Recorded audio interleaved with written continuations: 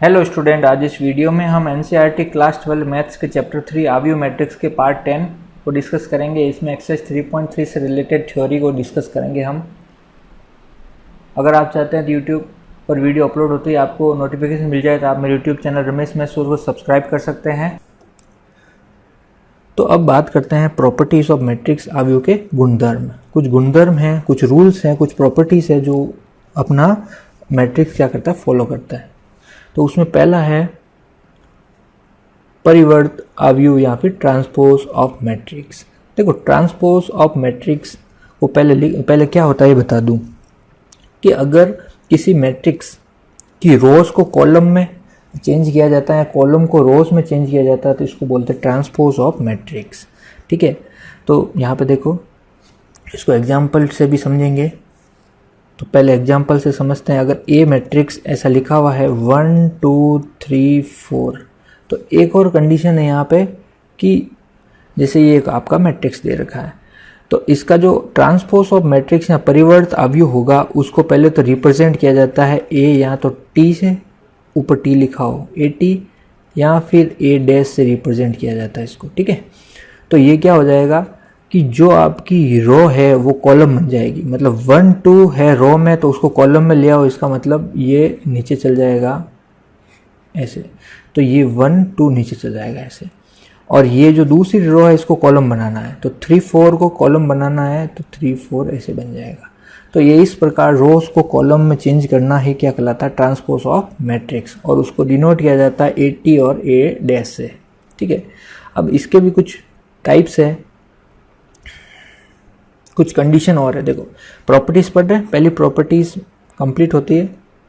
Second देखो, second properties है सममित एवं विषम सममित आव्यूह, या फिर बोले तो सिमेट्रिक और स्क्यू सिमेट्रिक मैट्रिक्स। तो ये क्या होते हैं देखो, तो उसमें पहला लेते हैं अपन सिमेट्रिक मैट्रिक्स। ठीक है, तो सिमेट्रिक मैट्रिक्स या सममित आव्यूह, इसमें क्या होता है कि अगर अपन ट्रांसपोज कर रहे हैं किसी मैट्रिक्स को, जैसे ए कोई मैट्रिक्स थी, उसको ट्रांसपोज किया तो उसको ए टी से डिनोट किया। अगर ट्रांसपोज करने के बाद भी वो मैट्रिक्स एकदम बराबर दिखे, वापस आपस में इक्वल दिखे, तो वो क्या कहलाती है, सिमेट्रिक मैट्रिक्स या फिर सममित आव्यूह। जैसे एग्जाम्पल के तौर पे लेते हैं कि ए मैट्रिक्स अगर आपकी 2 -3 और 4 है। अब इसका एक बार ए ट्रांसपोज करके देखते हैं।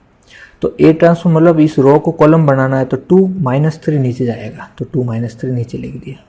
दूसरी रो है -3 4, उसको कॉलम बनाना है, तो ये रहा -3 4। देखो मैंने चेंज कर दिया है, तो देखो अब इसको और इसको कंपेयर करके देखो, है ना, एकदम इक्वल है आपस में, एकदम मिरर इमेज है। तो इसका मतलब यहाँ पे ए ट्रांसपोज इक्वल आपस में है, ये फॉलो कर रहा है, इसलिए ये कौन सा, ये जो मैट्रिक्स है वो क्या कहलाएगी, सिमेट्रिक मैट्रिक्स कहलाएगी। अगली है आपकी स्क्यू सिमेट्रिक या फिर विषम सममित आव्यूह। ये क्या होता है, इसकी कंडीशन क्या होती है कि अगर कोई एक मैट्रिक्स ए है, उसको ट्रांसपोज करता हूं और ए टी बनती है, तो बस ये आपस में इक्वल तो होगी लेकिन एक साइन का डिफरेंस आएगा। ठीक है, तो अगर ये कंडीशन होती है तो वो कौन सी होगी, विषम सममित आव्यूह। तो इसका एग्जाम्पल देखो क्या है कि अगर मैं बात करूं, एग्जाम्पल ए मैट्रिक्स है आपकी 0 -2 2 0। अब इसका मैं क्या कर रहा हूं, ए ट्रांसपोज निकाल रहा हूं। तो देखो ये रो चेंज हो जाएगी कॉलम में, तो 0 -2 हो गया। ये रो चेंज हो जाएगी कॉलम में, तो इसका मतलब ये 2 0 हो जाएगा। अब देखना, यहाँ पे एक बेसिक बात बता दूं आपको कि मैट्रिक्स में अगर किसी एलिमेंट से मैं मल्टीप्लाई करूँ पूरे मैट्रिक्स को, जैसे कि यहाँ पे 1 2 3 4 है, इसको मैं अगर -2 से मल्टीप्लाई करता हूँ इस मैट्रिक्स को, इसका मतलब ये -2 हर एक एलिमेंट से अंदर जाके मल्टीप्लाई होगा। इसका मतलब ये अंदर -2, ये 1 इससे भी मल्टीप्लाई होगा, ये 3 इससे मल्टीप्लाई होगा तो -6 होगा, ये 2 मल्टीप्लाई होगा तो -4, ये -8 हो जाएगा। मतलब हर एक एलिमेंट से जाके क्या होता है, मल्टीप्लाई। और कॉमन भी ऐसे निकलते हैं कि हर एक एलिमेंट से कॉमन निकलेगा तब जाके एक सिंगल बार कॉमन आएगा। तो ये एडिशनल चीज़ है। तो यहाँ पे देखना अब क्या हुआ कि अब ये ए ट्रांसपोज आया, तो इसको और इसको कंपेयर करते हैं तो पता चलता है कि एक बार देखो यहाँ पे एक बार ए ट्रांसपोज आया तो उसको -1 से मल्टीप्लाई करके देखना एक बार। तो जैसे ही मैं इसको माइनस से मल्टीप्लाई करता हूँ, हर एक एलिमेंट से होगा, तो 0 -1 0 0 -1 -2 मल्टीप्लाई होके प्लस का 2 हो गया, -1 + 2 मल्टीप्लाई होके -2 हो गया, और ये 0 मल्टीप्लाई होके 0 हो गया। अब देखो ये जो -A ट्रांसपोज आया है और ये A ट्रांसपोज, ये अब आपस में इक्वल है कि नहीं है? बिल्कुल मिरर इमेज है। इसका मतलब ये कंडीशन को फॉलो कर रहा है। तो इसकी सममित अवयव या स्क्यू सिमेट्रिक, विषम सममित अवयव या स्क्यू सिमेट्रिक मैट्रिक्स होगा ये। ठीक है, अब देखो यहाँ पे विषम सममित अवयव में कुछ कंडीशन है, ठीक है ना, उनको थोड़ा डिस्कस कर लेते हैं। वो क्या है? देखो कंडीशन नंबर 1, पहली कंडीशन ये है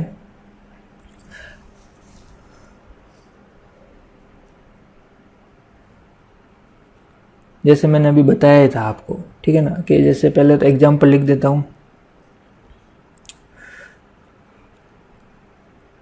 0 -2 2 0, ये है एक, ये एक्चुअली में क्या है? एक स्क्यू सिमेट्रिक मैट्रिक्स। अभी बताया था आपको विषम सममित अवयव है, ये अभी करके बताया था। तो इसमें के एक कंडीशन 1 क्या है कि इसके जो एलिमेंट्स जो है, देखो यहाँ पे ये ए मैट्रिक्स ये थी और ए ट्रांसपोज क्या आई थी अपनी? 0 -2 2 0 आई थी। तो इसका मतलब ये हुआ कि केस 1 कंडीशन 1 क्या है कि देखो केस 1 क्या है यहाँ पे? देखो ये अपना ए मैट्रिक्स था और ये आपका ए ट्रांसपोज होके आया था। तो यहाँ पे केस 1 क्या है, कुछ कंक्लूजन क्या है कि यहाँ पे डायगोनल एलिमेंट, विकर्ण एलिमेंट को छोड़कर बाकी जो भी एलिमेंट है उनको आपस में कंपेयर करें तो मैग्नीट्यूड में तो आपस में इक्वल होंगे, लेकिन सिर्फ एक साइन, नेगेटिव साइन का डिफरेंस होगा। तो इसका मतलब विकर्ण को छोड़कर बाकी एलिमेंट मैग्नीट्यूड में तो क्या होंगे? इक्वल होंगे आपस में, बट उनके साइन क्या होंगे? डिफर बाय नेगेटिव, मतलब नेगेटिव साइन से वो क्या होंगे? डिफरेंस होंगे। ठीक है, दूसरी देखो टिप्पणी क्या है यहाँ पे, दूसरा अपन कंक्लूजन क्या निकाल सकते हैं कि जो विषम सममित अवयव होते हैं उसके विकर्ण के एलिमेंट्स हमेशा 0 आएंगे। तो क्या लिख दूं मैं? विषम सममित अवयव के विकर्ण या फिर डायगोनल एलिमेंट हमेशा 0 होंगे। ठीक है, तीसरी चीज, ओके, अगर कोई दो अवयव ए और बी है, एक अवयव ए है और दूसरा अवयव बी है, ठीक है, तो उनको कैसे लिख सकते हैं कि यहाँ पे एक कंडीशन फॉलो करेंगे, एक मैट्रिक्स ए है एक मैट्रिक्स बी है, तो अगर इन दोनों को जोड़ूं या फिर घटाऊं, ठीक है, और फिर उनका क्या करूं? ट्रांसपोज, तो ये क्या होगा? किसके बराबर होगा? अलग अलग ट्रांसपोज करके जोड़ो या फिर घटाओ, मतलब उनको पहले जोड़ना या घटा के, पहले जोड़ या घटा के उसके ऊपर ट्रांसपोज करो, वो बराबर होगा पहले से ट्रांसपोज करके जोड़ो या फिर घटाओ। ये पहला केस। ठीक है, तो उसमें और कंडीशन क्या है कि अगर किसी मैट्रिक्स को मैं किसी कांस्टेंट के से मल्टीप्लाई करूं और फिर उसका क्या करूं? ट्रांसपोज, ऐसा करूं, चाहे सिंपल ए का ट्रांसपोज करूं और उसको के से मल्टीप्लाई करूं, दोनों एक ही बात होगी। ठीक है, तीसरा केस क्या है कि अगर ए और बी मैट्रिक्स को आपस में मैं क्या करूं? मल्टीप्लाई करूं, उसके बाद उसका ट्रांसपोज करूं, तो बराबर होगा बी ट्रांसपोज ए ट्रांसपोज के, उल्टा होता है ये। ठीक है ना, ए ट्रांसपोज बी ट्रांसपोज नहीं, बी ट्रांसपोज ए ट्रांसपोज के। तो ये तीन बातें यहाँ पे। अब आगे बढ़ते हैं। चौथी बात क्या है कि अगर मैं बात करूँ एक स्क्वायर मैट्रिक्स है, ए है वो एक वर्ग मैट्रिक्स है, ठीक है। तो यहाँ पे अगर मैं ए को ए ट्रांसपोज के साथ जोड़ूं तो ये जो मैट्रिक्स आएगी वो एक क्या होगी, सममित मैट्रिक्स या फिर सिमेट्रिक मैट्रिक्स होगी। ये सममित मैट्रिक्स आएगी, सिमेट्रिक, ठीक है। दूसरी कंडीशन कि अगर ए में से घटा दूं ए ट्रांसपोज को तो वो एक विषम सममित होगा या फिर स्क्यू सिमेट्रिक मैट्रिक्स होगा, ठीक है। ये दो बातें। और अगर ए को ए ट्रांसपोज से मल्टीप्लाई कर लूं या फिर ए ट्रांसपोज को ए से मल्टीप्लाई कर दूं तो ये एक सममित, जो रिजल्ट आएगा दोनों को ऐसे मल्टीप्लाई करने से, तो वो एक सममित मैट्रिक्स है, सिमेट्रिक मैट्रिक्स होगा, ठीक है। और एक लास्ट केस है कि ए को ट्रांसपोज करके उसका और ट्रांसपोज करूँ तो वापस वो ए के बराबर होगा, अगर ए एक स्क्वायर मैट्रिक्स है तो, ठीक है। ट्रांसपोज का ट्रांसपोज वापस वो उसी वैल्यू को लेके आ जाता है। अब देखो चौथी बात करते हैं इसकी। चौथी हो गई कंप्लीट। पांचवी बात क्या है विषम सममित से रिलेटेड, कि अगर किसी ए एक क्या है स्क्वायर मैट्रिक्स है, वर्ग आव्यूह,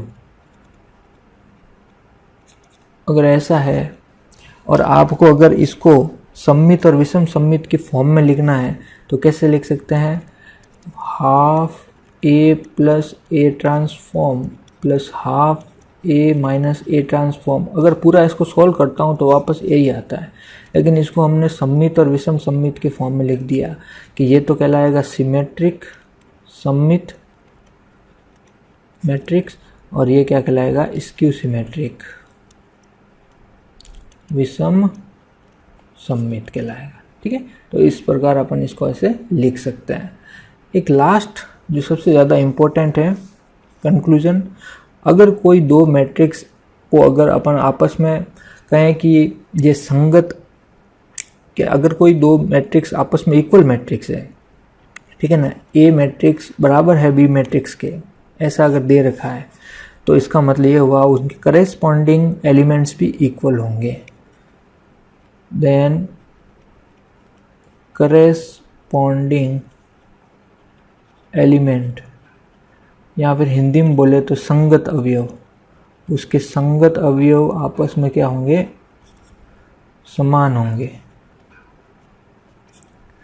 तो यहाँ पे देखो कैसे एग्जाम्पल देके समझाता हूँ कि अगर कोई ए मैट्रिक्स दे रखी है आपको 2 - 2 0 3 - 4 2, अगर बोल रखा है ये बराबर है किसके, कोई बी मैट्रिक्स के, और बी मैट्रिक्स आपको दे रखी है B11 B12 B13 B21 B22 B23, तो इसका मतलब B11 2 के बराबर होगा, B12 -2 के बराबर होगा, ये इसके बराबर होगा।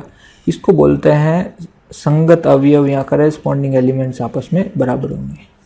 अब एक बेसिक सी बात बता देता हूँ कि ये 1 1 2 2 क्या होते हैं। देखो ये विषम संगत सममित अवयव यहाँ कंप्लीट होता है कंडीशन के साथ, कंक्लूजन के साथ।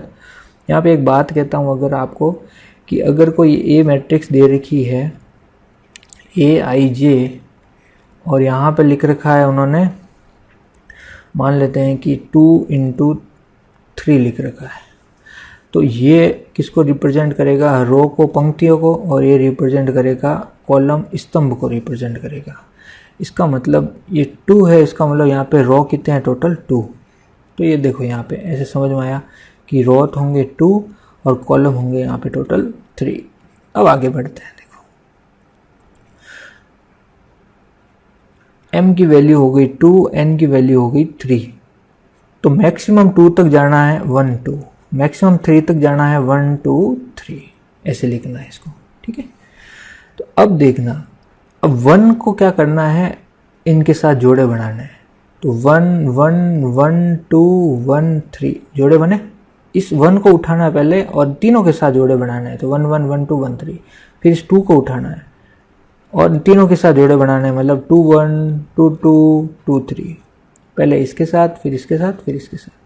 एक्चुअली में ये जो आया है वो एलिमेंट्स की पोजीशन को रिप्रेजेंट करेगा यहाँ पे, कि जो पहला एलिमेंट होगा ए 1 1 होगा, दूसरा 1 2 होगा, तीसरा 1 3, और यहाँ पे 2 1 2 3 और 2 1 2 2 और 2 3।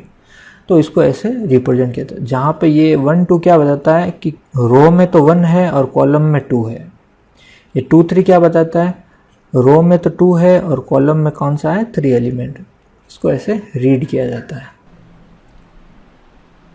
ओके, तो एक्सरसाइज 3.3 का क्वेश्चन नंबर 1 क्या है, find the transpose of each of the following matrix.